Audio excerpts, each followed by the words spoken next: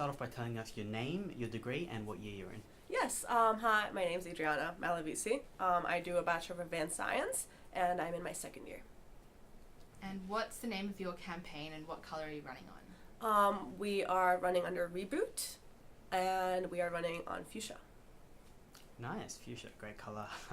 Fantastic And colour. Are you in any political factions or a member of any political clubs on campus? I am a member of Student Unity and a member of the Sydney University ALP Club. Yeah. And so why did you join Unity? I think it's I joined it because it's a broad church of left-wing progressive ideologies, and I felt very accepted in Unity. Also, I just like the structure of it and the pragmatism that goes into every policy we debate and everything. What kind of ideologies are included in that broad spectrum that you would align with? Just left-wing progressive politics. Do you have any examples you can think of? A lot. Do you want like specifics? I mean, I'm like pro-choice, pro-funding of hospitals and schools. Just, I don't know what you want. Yeah, no, that's sorry. So how long have you been a member of Unity? I think I joined the party, or like the club, last year during O Week, my first year during O Week, but I think it might have joined maybe mid-year last year, my first year, yeah. Yeah, and are you a member of any political parties? Yeah, I'm a member of the Labour Party. Yeah, and who would you say is your political hero? Oof. My political hero.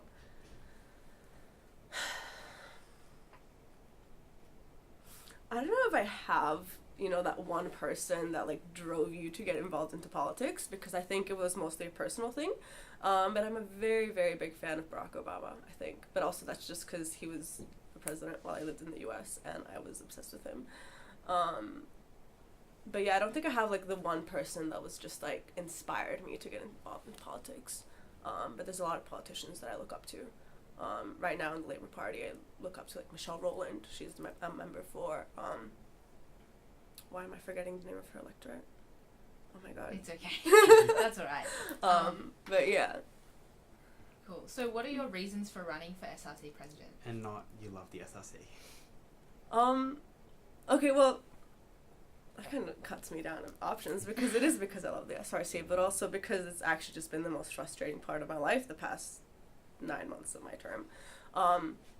Just because, I mean, I do love the SRC, but I haven't been very happy or impressed with the way it's been going for the past year or so.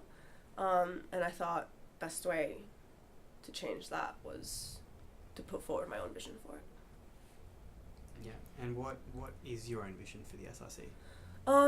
So Reboot as a whole, but mostly me, or particularly me, is that we want an SRC that works with and for students.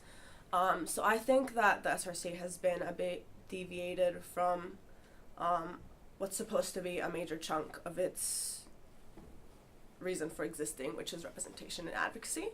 It does great activism, but a lot of times we forget that we're actually here for students. And I think because of that, there's been a big disconnect between us and the student population on campus.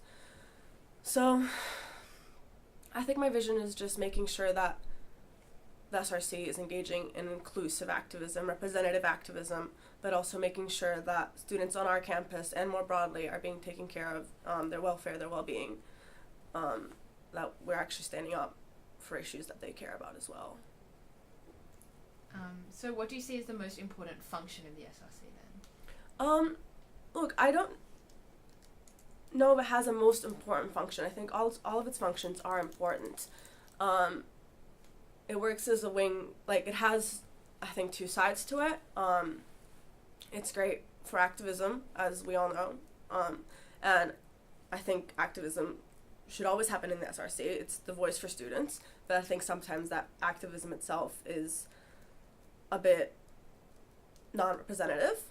And then I think one part that we don't do enough to focus on, which I think is a very important part, which, to answer your question, I would say the most important part, which is student welfare and support.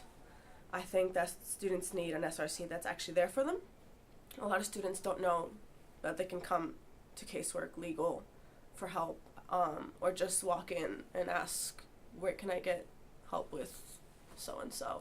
A lot of students don't know that, and that's already a big issue in itself, but maybe expanding on that, on the support that we can provide is, I think, something we really need to focus on. Yeah, and expanding how, do you think? Many ways. You could think, so I don't know if you guys have I'm guessing you have my policies, which I'm guessing we'll get to later, so I won't dive too deep into those, but expanding from outreach, so stuff like what we just had a few weeks ago, Welfare Week, in which we're actually out there talking to students, telling them, hey, we're here for you, having casework out there, talking to students directly, making appointments, and then just looking into the SRC and seeing where can we bring in new ways of helping students, different types of support services, and Okay. we can ask specifics when you ask one. Yeah, well, we may as well just jump into the specific policy questions. So you say you want a welfare week every semester. So is there anything apart from rebooting the SRC Facebook page and having a welfare week every semester that you think can have more outreach for students? I think that's a good start. I think the Facebook page is very, I think it gets a lot of reach, but a lot of times, I know I didn't advertise Welfare Week a lot, but I did advertise it while it was happening, but stuff like that, it got a lot of reach. So I think the Facebook page is a great way to actually tell students about our services, and I know that SRC Help has their own Facebook page, so stuff like that. But as far as having one every semester, I think that's a very good way of actually just showing students who have a presence to begin with. It lets them know that we're here and we exist. I know one of the main things that happened during Welfare Week was students coming up to the stall and being like, hey, what's going on? What is this? Which was great because we got to tell them and stuff like that. So even it may not sound like a lot and it may not sound revolutionary, but it's something. And building on that, okay, you have a Welfare Week every semester, but then you have more smaller events during the semester. And I know some of our office bearers are organizing stuff like Union Day, which I'm not organizing myself, but it's a fantastic initiative and stuff like that that gets us out on Eastern Avenue, which is wonderful. Yeah, and look, just on Welfare Week, that was obviously a big project as Vice President this year. Look, throughout Welfare Week, what did happen though was that there were allegations that the whole thing was handled kind of poorly, volunteers were rostered late, and then there was like marquees secured only the night before when I think you had to drive up to Newcastle Uni. How can you sort of sell this vision of being able to manage the inside of the SRC every day when like a 3-day event was pretty chaotically handled then? Look, I'll say organizing Welfare Week was definitely an uphill battle. But calling it chaotic, I think, is a bit much. Specifically because I know there was a lot of office bearers who were not on board with it. I did not receive the support from council or any office bearers that I sort of hoped for, considering that the initiative was basically surrounding welfare of students. I thought it would be uncontroversial. And yeah, it was an uphill battle. As for the marquees, they were not secured overnight. What happened was that I had organized with the president and staff of Newcastle University Student Association about 3 weeks in advance to borrow their marquees because I was told we wouldn't be able to have a budget to acquire a tent. So I organized to borrow 6 marquees. The night before, they called me, said we couldn't have them.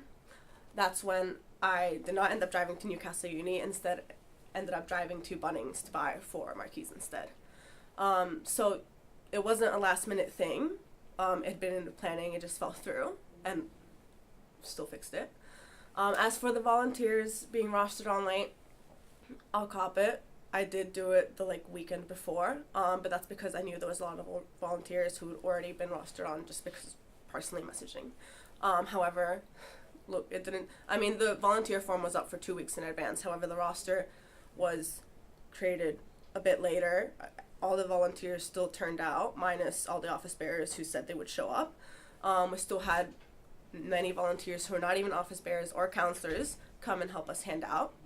We even had some students rock up one day, say, hey, what is this? I want to get involved, and rock up the next day to help us hand out. So I won't cop that. And so yeah, it was a bit of an uphill battle, and you can say it was a bit of a mess, but it turned out better than I could have ever expected, and I'm proud of how it ran. Cool. Yeah. So other than Welfare Week, can you kind of walk us through what else you've achieved as Vice President this year? Yeah, sure. So, look, when I came into my role, or at least after I got elected and whatnot, the first thing people told me was like, oh, it's a blood role, you don't have to do anything. And I was like, okay. And then they were like, oh, it's fine. It's an honorary title, which I thought was obscene, because I didn't get involved in the SRC to not do anything. I didn't get involved for it to be a CV stack. I didn't get involved to just have the title. I got involved because I genuinely wanted to do something. So I decided then that I would take an active role as vice president, which, I mean, I've tried to, as best I could. I've helped any office bearer who's come to me to ask me to help turn out for their rallies, help turn out for the NDA. I've gone to as many collectives meetings as I can possibly attend. So no, I haven't organized any other major events, but I've been pretty active. I've done my reports. I've helped with any campaigns possible. I've turned out people to any rally I've been asked to turn out to. I've volunteered on stalls myself. I've done what I could. Yeah, and then look, basically, obviously it seems like you've done a lot in your role as VP, but aside from Welfare Week, what kind of organisational experience can you bring to the role of SRC President? I have a lot of organizational experience just from other clubs and societies. Maybe not SRC specific skills, but I've learned a lot about the SRC organizing in my term. But as far as general organizing skills, I've gained a lot through being on a bunch of society executives, which I know is a bit different, but the skills, I think, just flow right through to SRC organizing as well. Because organizing large-scale events, turning out attendees, publishing publications, publicizing events, stuff like that, things that I've had experience with. Yeah, and then look, obviously you've learned a lot about the SRC in that time. What in the last 5 years do you think is the most important achievement that the SRC has done?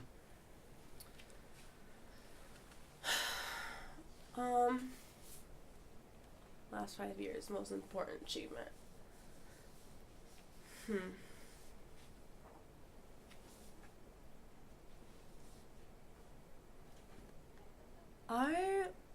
Look, nothing comes to top of my mind, other than, I think,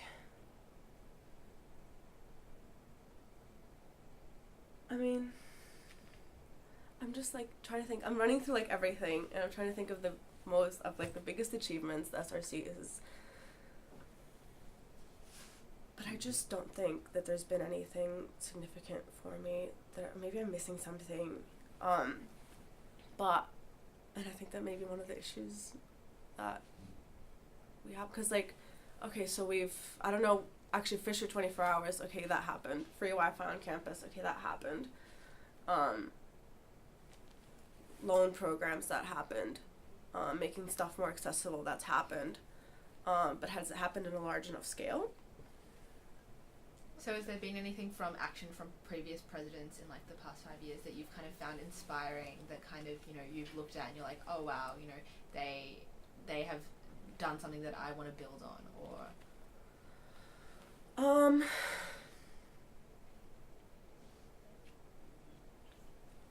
I think something I would want to build on or something a past president has done that I would want to build on.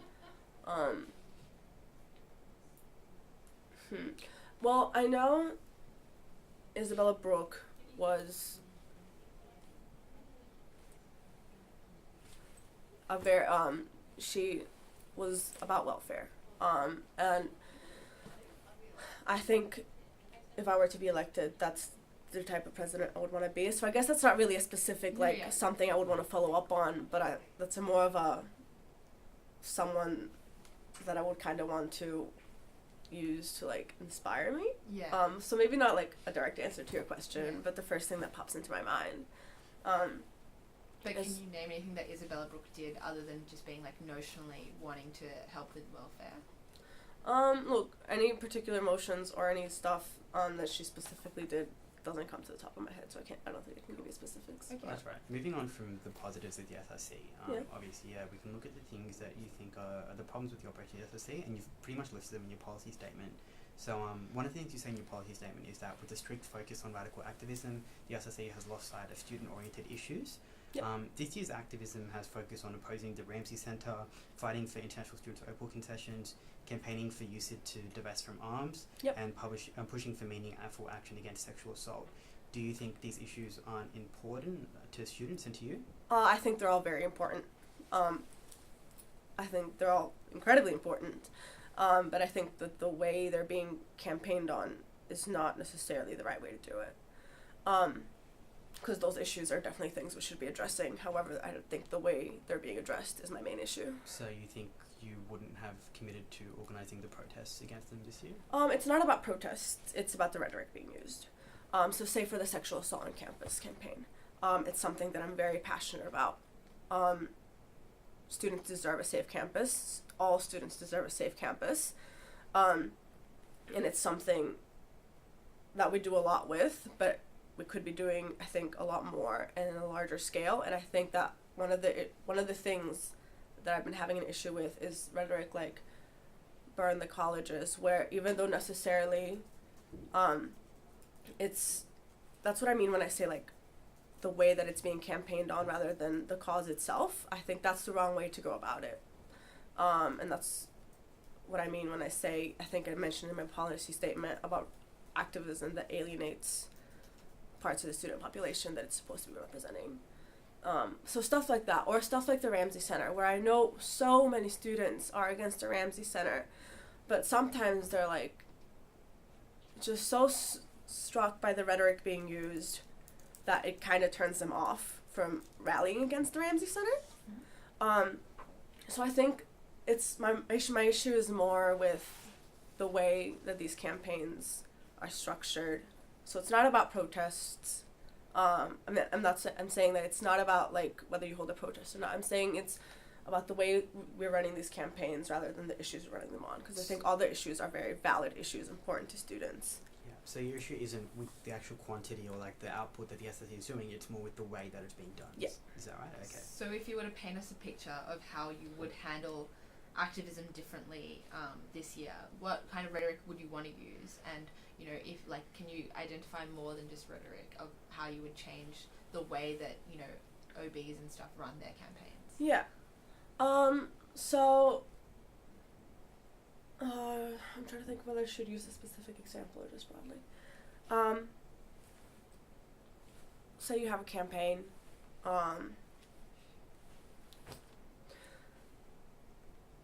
Focusing on actually engaging students. So the discussions we have with just regular students who aren't in the Stupol bubble, who know exactly what's going on at all times. Actually letting them know what's happening, but having a discussion. So not just saying this is what's happening and this is why you're against it, but actually discussing. And because I think it's a really cheesy line, but the best way to change things is through changing hearts and minds. So actually changing the belief, changing the perception of things, using discussion to actually rally people for something rather than just pushing them and telling them why it's wrong, but actually having a discussion and including them in the discussion, I think, is really important. So, look, if you want specifics, I can give you specifics, but I think that's one thing that I will try to focus on, is that actually including and engaging students, because I think it's great to have a protest for something, but only if there's so many people rallying behind it and it's powerful because everyone cares so much about it, because they've seen that this is something that benefits students or something that students will not stand for, whatever the campaign is, rather than just having the same old hacks showing up to the same protests over and over again. So you want to have more discussions with students. So where, like when, and on what scale do you imagine these discussions to take place? Can you give specifics? They can be small scale, they can be large scale. I mean, I hate to bring up welfare week again, but like discussions like that where a student will come up to you and be like, yeah, I've been having so many issues with special cons, I've recently been evicted. I don't know, I'm not even going through specific, I'm literally just going through my own life right now. So like stuff like that where it's like you have these conversations because we're out there and they just want someone to listen, or getting more people involved in collectives who wouldn't usually be, because that's one thing I've noticed. I mean, when I first started uni, before I even knew what the SRC was, I joined the Environment Collective and a bunch of other collectives, but then kind of stopped showing up because I kind of felt like I was the outsider. So stuff like that, where we can be more inclusive. And, I mean, the collectives are great. People care about these issues, and they want to get involved, but they don't know how. So the collectives are a great way to do that. So having discussions through those, and having more, I don't know how, like, I don't know what else to say, because Cool. it's just, you know. But like, obviously this is a big part of your policy, is to change the way that the SRC handles its activism. Yep. So, you know, it sounds nice to engage students Yeah. in more collectives and stuff, and Welfare Week, but Welfare Week only happens, you know, once a semester. Right. And you can't necessarily change the rhetoric that happens in collectives unless you kind of like go to all of them. And can you give us like more detail on how you would actually influence other office bearers and stuff to change their rhetoric, because and how you would be able to have more front-facing discussions with students regularly? Yeah, so I'll answer your first part of the question, which was how I would talk to office bearers about their rhetoric. I guess it's something that would have to be worked on. I mean, obviously a lot of the office bearers are from autonomous collectives, or at least a few of them are. So in that sense, it would be more about having discussions with them about how we want the SRC to be running these campaigns, and then as well as with the other collectives. So regularly meeting and discussing what our goals are and how we want to achieve them through these campaigns. And I think that's a really important part, and I think it doesn't happen enough. I think there's a big disconnect between president, executive, office bearers, and council at the moment. So I think that's one thing that could help everyone kind of be on the same page, is discussing what we want and making sure that we're running campaigns that we all get behind. As far as the second part of the question, I think, was getting office bearers to engage with students on face-to-face. I wanted more detail on, you mentioned Welfare Week again, yeah, but that would only happen once a semester. Right. And then the other example you drew on in terms of, you know, talking to students and having discussions with collectives. Yeah. But is there anything else that you would want to action or implement to be able to have those discussions more regularly with students, to actually hear their problems and, you know, explain perhaps like the Ramsey Center stuff, and have the discussions that you obviously want to have? Yeah. So when I brought up Welfare Week, I didn't necessarily mean Welfare Week itself. I mean, of course I meant Welfare Week itself, but I meant also events like Welfare Week, in which we have office bearers, representatives, volunteers, people that want to get involved out on Eastern Avenue just talking to students. And although it does get annoying to most people, you know, walking down Eastern Avenue and being interrupted by someone who wants to hand you a leaflet, there's always someone willing to stop to talk. So just having, whether it's, say, like a Stop Ramsey Stall Day, rather than a Stop Ramsey protest, because that way you can actually talk to the students and maybe get them to a protest at a different point, but they actually know what they're going to. Yeah, so when I say, like, welfare week, I don't mean specifically welfare week once a semester. I mean events like welfare week, which are meant to put the SRC out on Eastern Avenue or on campus, talking to students, whatever it may be. Things like Rad Ed Week, Radical Sex Week, which I know we don't run, but you get the point. Yeah, and look, I think moving on from that particular policy, one of your other big policies is bringing on specialized lawyers to the legal service and to hire a visa specialist. Now, this is going to be expensive. Yeah.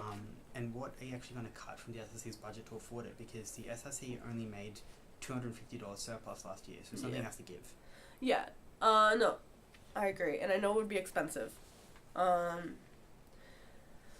So, I think. Look, I know that the SRC works on a very low operating budget to begin with, because once you get rid of, like, staff wages, stipends, operating budget, administrative costs, you're left with very, very little. So, yeah, you can cut stuff from the budget. I would probably try to reorganize the way that collectives are managed. Mostly because I noticed this year, being on the executive, that a lot of times we just pass, like, expenditures that we don't know what we're passing them for. Some collectives are very good in that they'll give us the report in advance before doing any expenditure, saying why we need it, what we need, how much, blah, blah, blah. And that's great, because then we know what we're using the money on.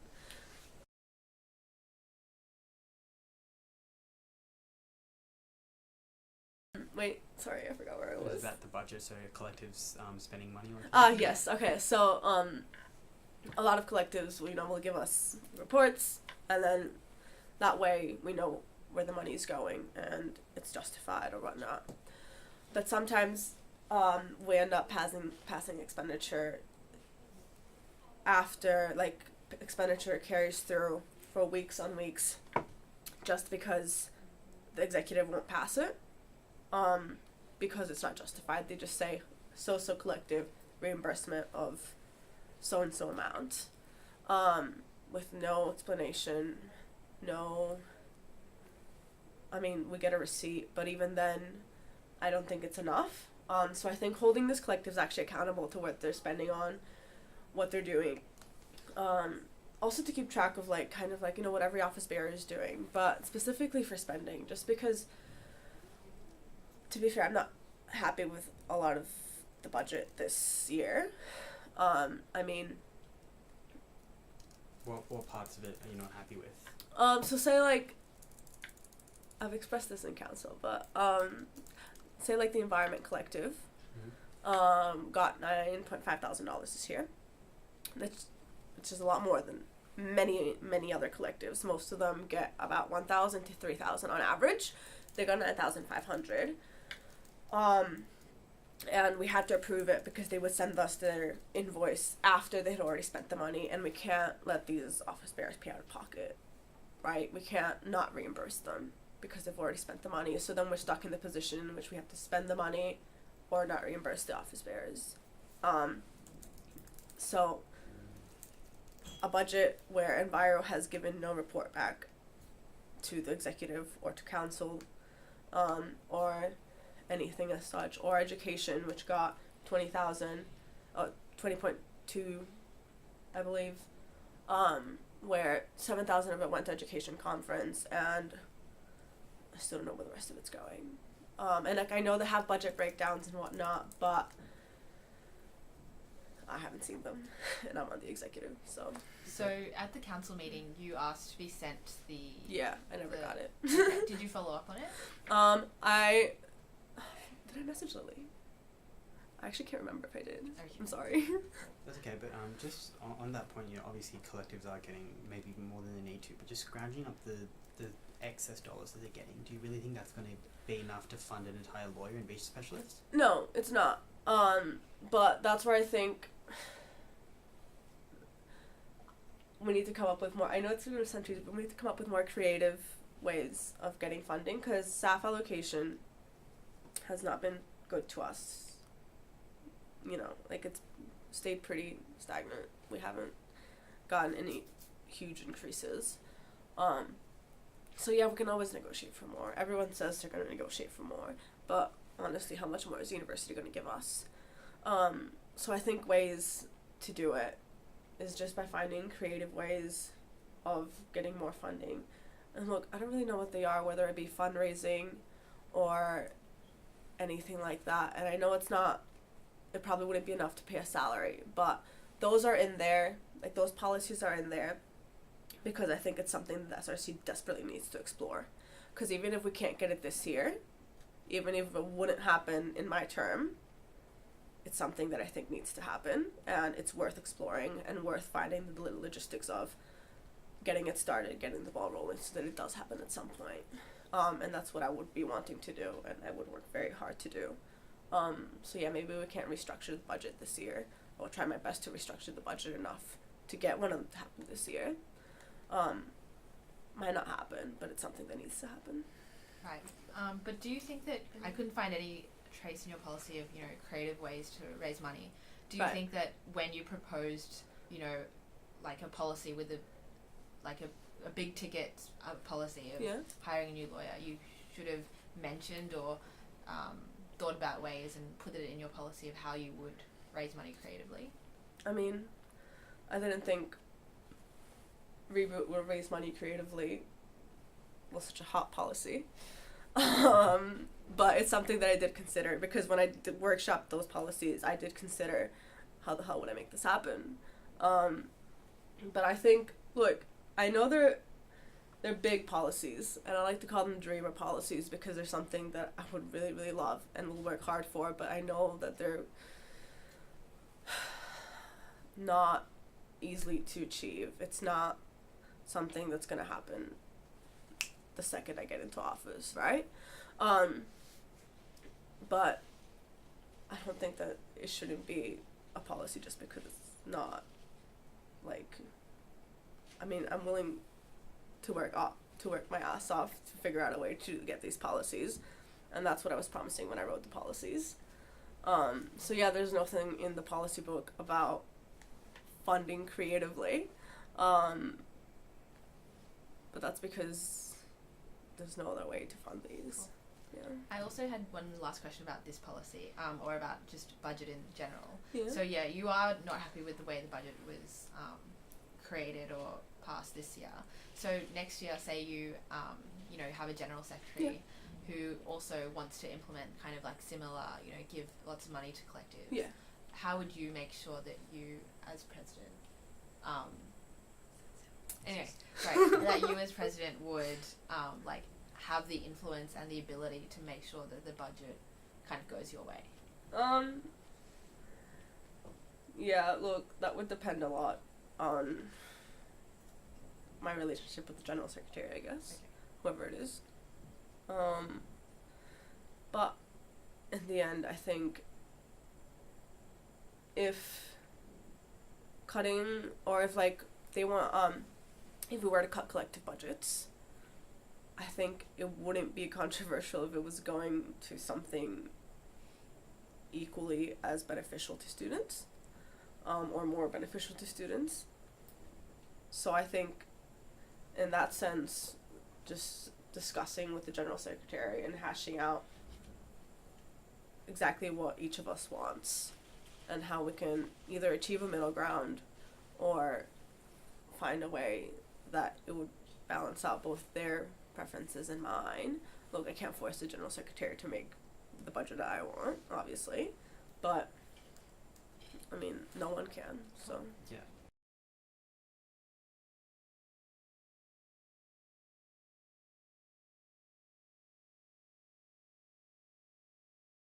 In terms of financial management, during the August council meeting, you questioned why General Secretary Nina Dillon-Britton didn't allocate money to Welfare Week.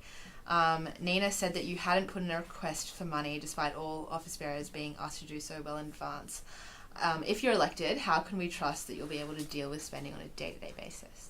Do you want me to start over? Like, answer the whole question? Yeah, again? yeah, sure. Okay. Actually, I just don't remember if I was even the one that asked why welfare department, welfare week didn't get an allocation. I believe that was another counselor. But that's besides the point.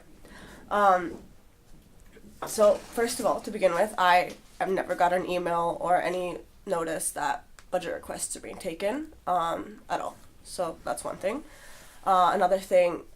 Another reason I didn't pursue a budget was because weeks prior to any budget even existing, I met with Imogen to ask her what type of budget welfare we could possibly look at. This is while I was still planning stalls and whatnot. And I left the meeting with the answer of being told that I could get up to 500 if I wanted to buy snacks or something, which I wasn't happy with, but, there's no budget. So that's why I didn't apply for a budget, because I knew, what's the point? Buying snacks, I can just reimburse from the central council pool. A few weeks later, welfare department offered to include welfare week in their budget report and request, but by then it was too late to get stalls or anything substantial that actually required a budget, so I just let it fall through. So to answer your question in that sense, yes. So honestly, my financial management I don't think is shown very well in that scenario, because I was told from the very beginning that I wouldn't be able to spend any money on it, considering Radical Education Week got no spot in a budget. It was not allocated any funds from the budget. It took all of its most of its money from the council pool, only 500 from education, which is the collective it should have taken it from, considering it's Radical Education Week. So I don't know why welfare week was any different, but okay. And if you had been president this year, and were DSPing Oni, would you have stopped Jay Tharapel's article going to print that was that people have said it was pro-North Korean? I think so, yes. You would have? On what grounds? Well, it's just come out that he's quite a well-known outward, has shown sentiments of anti-Semitism. And also, I think it's just a ridiculous article.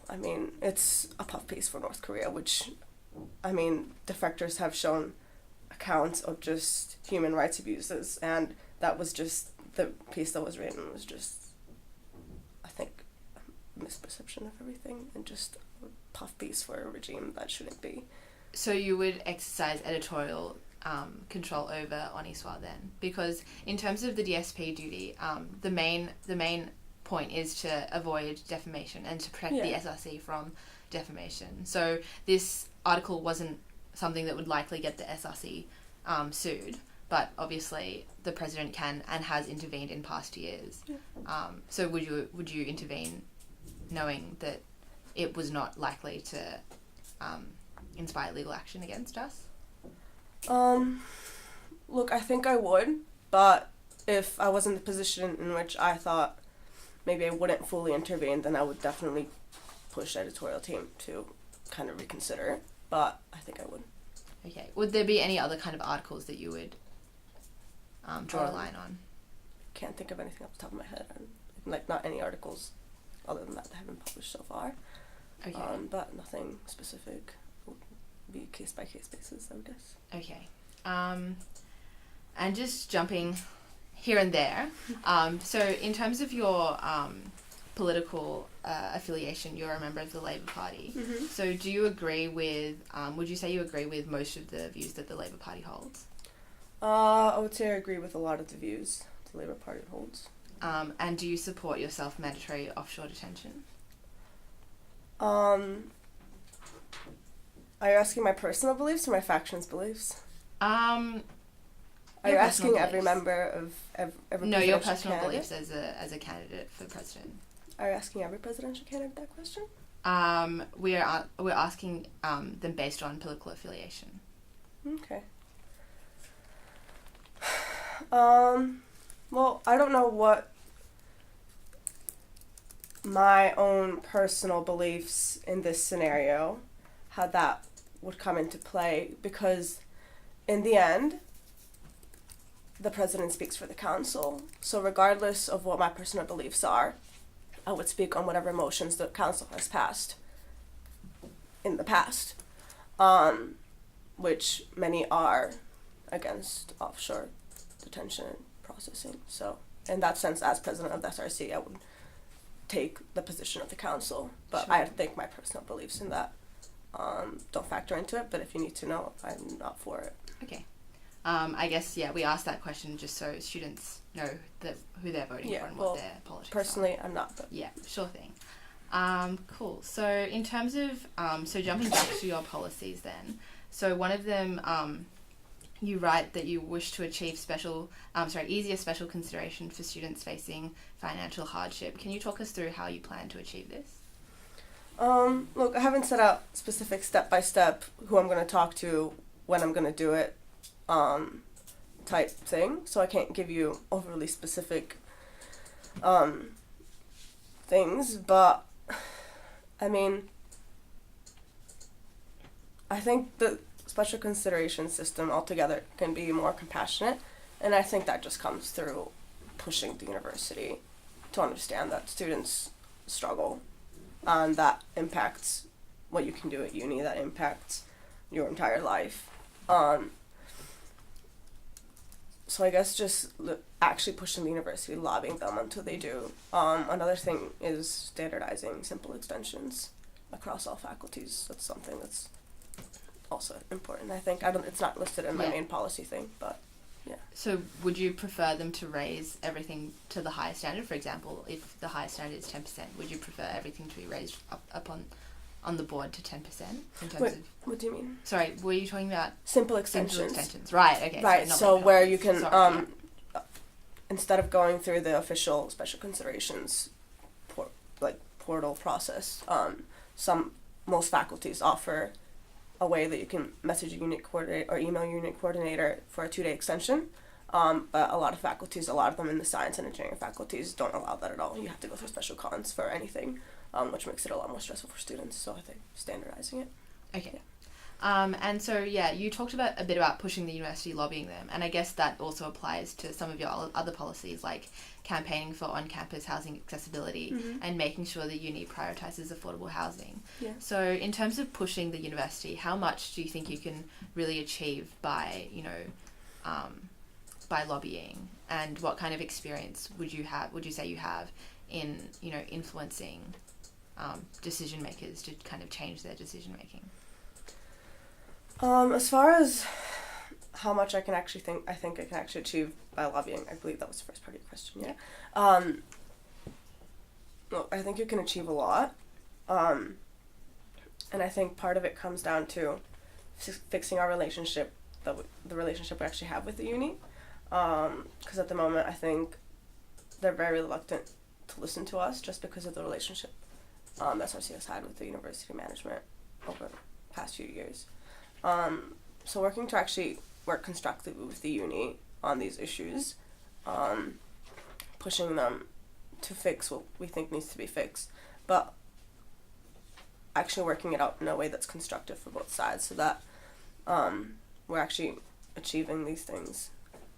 And as far as experience, I mean, I've never negotiated for a $1.8 million organization before, but I don't know who has experience in that at this point, but it can be quite persuasive. So what kind of experience in leadership would you draw upon, would you say? I mean, I have a lot of experience in leadership. I'm on several society executives. I mean, I try to take a leadership role in the council. I've had a lot of leadership roles in the past. Like, you can have my CV if you want. Okay. Alrighty. And just final question. So you do have an accent. Are you an international student? I'm not an international student. I grew up in the U.S. So from when I was 10 onwards, and then I moved here for uni. Okay, awesome. And is there anything else you wanted to add to the?